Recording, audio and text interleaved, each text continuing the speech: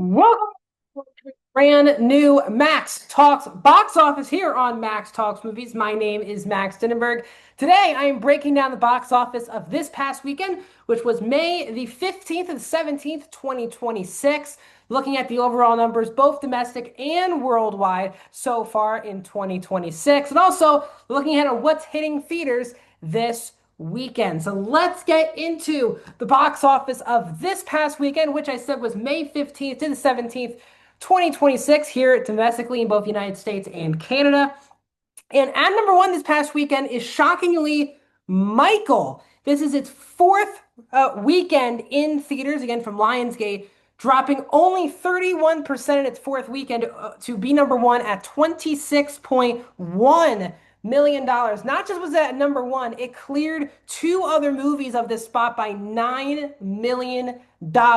Michael is now currently just dominating the box office. It is up to 282 domestically. Overall total is 700 million for Michael. This movie is definitely going to be teasing the billion-dollar club, and the biggest reason why is we are still 3 weeks away or so from Japan getting this movie. And reports are box office pre-numbers for that film are through the roof. So we could see Michael, with the help of Japan, get it close to $1 billion. Again, not 100% sure it will be able to, but the fact that it's a month in and it's already at 700 million is amazing for a music biopic, and it just shows you the power of Michael Jackson. People who complain, and I was not the biggest fan of this movie, they made this for a particular audience, which was the majority of clearly what people wanted, and it delivered on what people wanted out of this movie.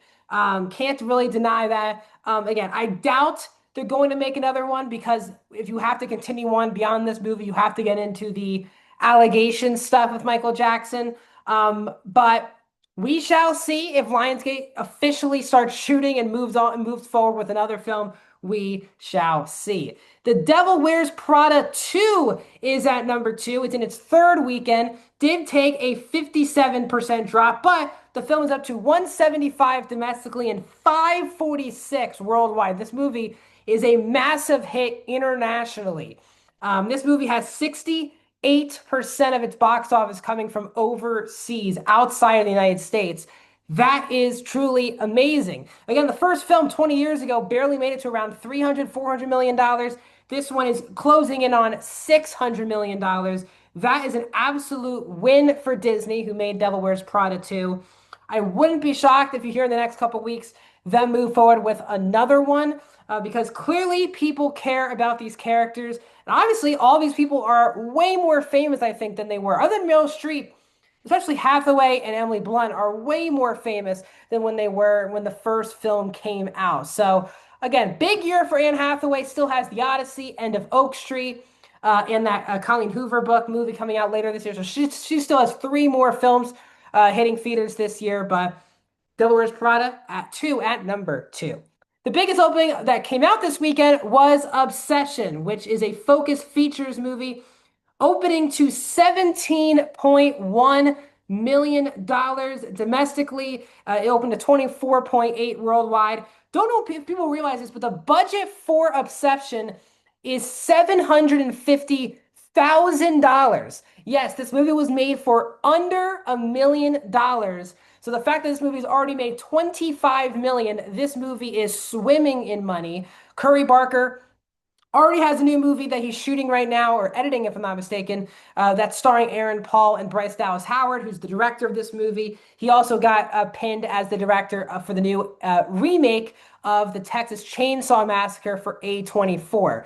This is another second YouTuber this year to make a heavy factor in the box office. Saw it with Markiplier with Iron Lung in January this year, but this is even bigger. Curry Barker, this movie opened around a million, below Iron Lung. But again, horror is a really hot genre. Curry Barker made a YouTube movie that got a lot of traction, and Obsession did very well throughout the festival circuit, leading to Focus Features and Blumhouse getting on board to be financiers and producing this movie as well. So Obsession is an absolute home run for Curry Barker. You're going to be seeing a lot more of him over the next couple of years.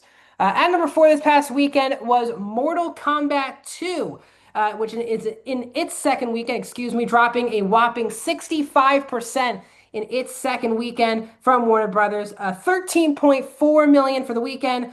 Right now, it's only up to 62 million domestic, and it just crossed the century mark domestic. The movie's budget is $80 million. So the movie needs to make around 200 million just to break even. And this has not gone well for Warner Brothers. Everyone, and rightfully so, they were clearly the smartest studio in 2025. They had the most home runs, they had the most winners from 2025.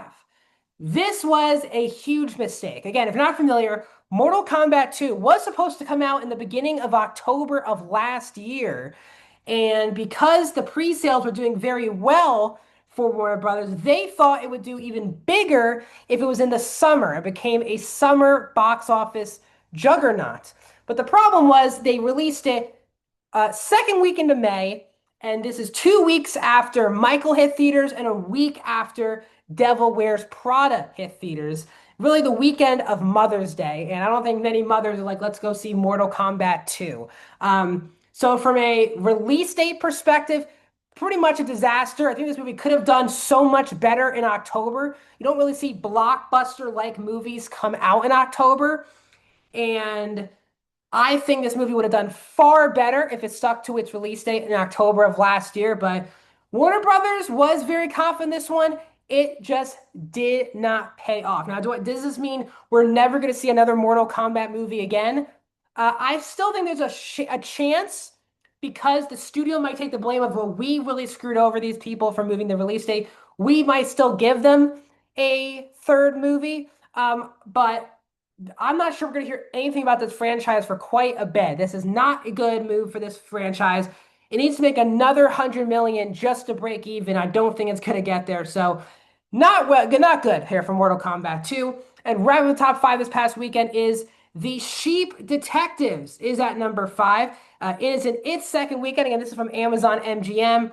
9.5 million, a 36% drop. The film's up to 30 million domestic and 58 million worldwide. I think for a movie like this did a lot better than I was expecting. Again, the word of mouth was quite strong for The Sheep Detectives.